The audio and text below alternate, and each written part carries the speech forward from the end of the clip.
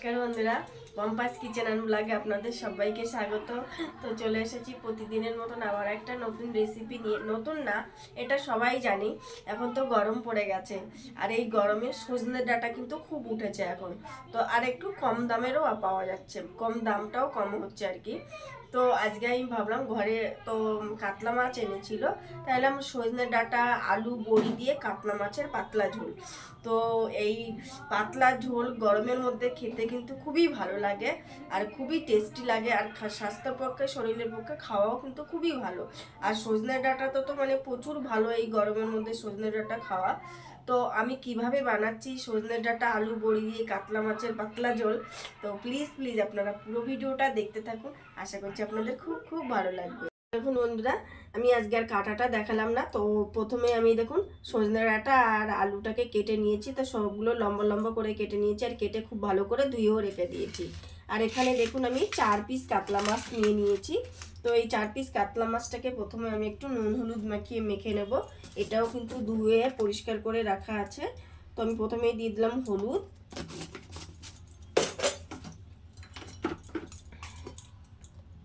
দিয়ে দিচ্ছি লঙ্কার গুঁড়ো। লঙ্কার গুঁড়োটা দিলে কিন্তু মাছের টেস্টটা খুব ভালো হয় আর মাছের মধ্যে সব কিছু ঢোকে ভালো, মানে তেল, নুন, ঝাল, হলুদ সবগুলো।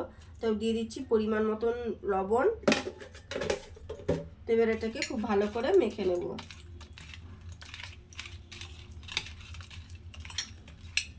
তো দেখুন বন্ধুরা, আমি এখানে একটা লোহার কড়াই নিয়েছি আর রান্নাটা কিন্তু আমি লোহার কড়াইতেই করব। তো একটু বেশিক্ষণ বসিয়ে রাখার ফলে আমি কিন্তু গ্যাসে বসিয়ে রেখেছিলাম, তো তার জন্য একটু নিচের দিকটা কালো হয়ে গেছে। তো এখন তেলটা দিয়ে দিয়েছি, তো তেলটাকে একটু গরম হতে দেব। তেলটা পুরো গরম হয়ে গেছে আর আমি এখানে কিছুটা বড়ি নিয়ে নিয়েছি, এটা বাড়িতেই তৈরি করা বড়ি। তো এই বড়িগুলোকে আমি প্রথমে ভেজে নেব।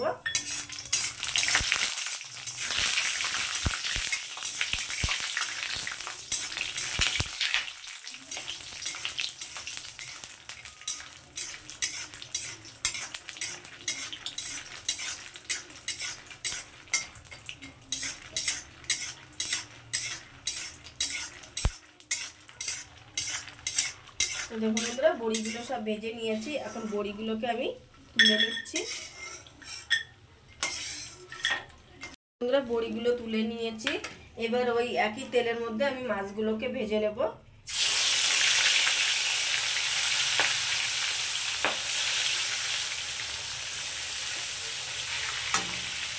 তো মাছগুলোকে আমি একটু লাল লাল করে ভেজে নেব।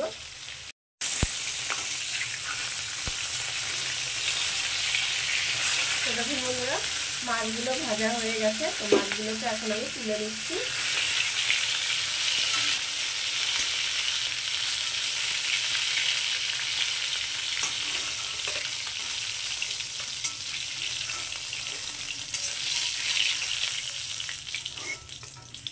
দেখুন মাছগুলো তুলে নিয়েছি, আমি কিন্তু আর তেল দেবো না, এই যে সামান্য তেল আছে এই সামান্য তেলেই কিন্তু আমি তরকারিটা বানাবো। তো এই তেলের মধ্যে প্রথমেই দিয়ে দিচ্ছি আমি একটু কালো জিরে। জিরেটা ভাজা ভাজা হয়ে গেছে, তো এখন এর মধ্যে আমি যে আলুগুলো কেটে রেখেছিলাম তো সেই আলুগুলোকে দিয়ে দিচ্ছি।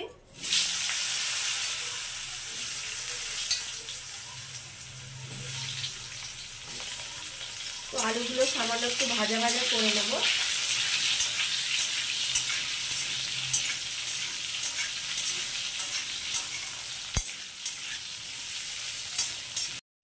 দেখুন বন্ধুরা, আলুগুলো একটু লাল লাল করে ভেজে নিয়েছি, এখন এর মধ্যে আমি সজনের ডাঁটাগুলোকে দিয়ে দিচ্ছি। তো সজনের ডাঁটাটা এবার আমি একটু হালকা ভেজে নেব।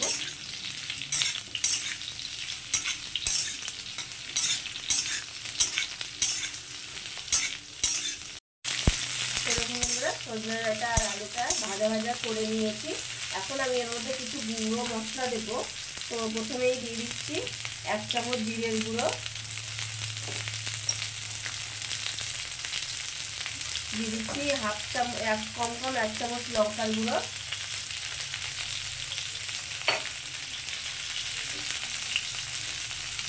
দিয়ে দিচ্ছি 1/2 চামচ হলুদ গুঁড়ো,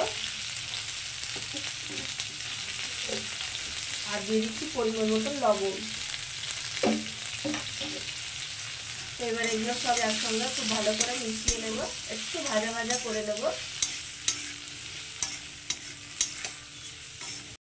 তো দেখুন বন্ধুরা, মশলাটা মোটামুটি ভাজা হয়ে এসছে। এটা গুঁড়ো মশলাটা বেশি বেশি ভাজলে পুড়ে যাবে। তো এখন আমি এই পর্যায়ে এর মধ্যে দিয়ে দিচ্ছি দুটো টমেটো কেটে নিয়েছি, একটু বড় বড় পিস করে দিয়েছি। তো টমেটোটাকেও দিয়ে দিয়েছি। এখন এটার সঙ্গে আমি একটু এটা কষিয়ে নেব, একদম কম আছে। তো দেখুন বন্ধুরা, ডাটা আলু সব কষানো ভালো করে হয়ে গেছে, আর টমেটোটাও কিন্তু অনেকটা নরম হয়ে গেছে। তো এই পর্যায়ে এখন আর কষাবো না আমি। এই পর্যায়ে আমি এখন এটার মধ্যে জল দিয়ে দিচ্ছি, আর একটু জল দেব। তো জলটা আমি একটু বেশি পরিমাণেই দিয়েছি, কারণ এটা পাতলা ঝোল হবে তো, আর আলুটা সজনে ডাঁটাটা সেদ্ধ হবে। তো এখন জলটাকে আমি ফুটতে দেব। দেখুন বন্ধুরা, ঝোলটা ফুটে গেছে। তো এখন আমি এটা সেদ্ধ হওয়ার জন্য একটা ঢাকনা দিয়ে ঢেকে 5 মিনিটের জন্য এটাকে রেখে দেব কম আঁচে। তো দেখুন বন্ধুরা, 5 মিনিট পর আমি ঢাকনাটা খুলে দিয়েছি।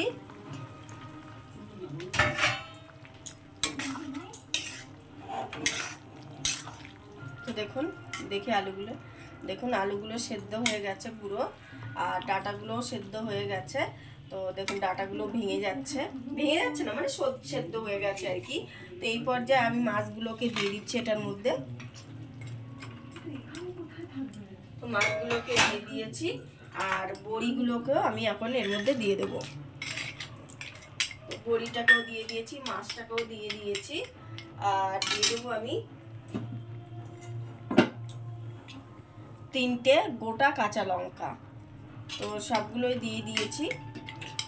তো এবার এটাকে আমি আবারও ঢেকে দেব। এটাকে আমি আবারও 5 মিনিটের জন্য ঢেকে রাখবো মিডিয়াম আঁচে। মাছটা ঝোলের মধ্যে ঝোলটা ঢুকবে মাছের মধ্যে, আর কাঁচা লঙ্কার গন্ধটা, তারপরে বড়িগুলো একটু সেদ্ধ হবে, তার জন্য 5 মিনিটের জন্য এটা ঢেকে রেখে দিচ্ছি। তো দেখুন বন্ধুরা, 5 মিনিট পর আমি ঢাকনাটা খুলে দিয়েছি, আর দেখুন বড়ি টড়ি সবই সেদ্ধ হয়ে গেছে, আর দেখুন মাছটাও পুরো সুন্দর হয়ে গেছে। তো এখন এই পর্যায়ে আমি দেখুন কিছুটা আমি ধনেপাতা কেটে নিয়েছি।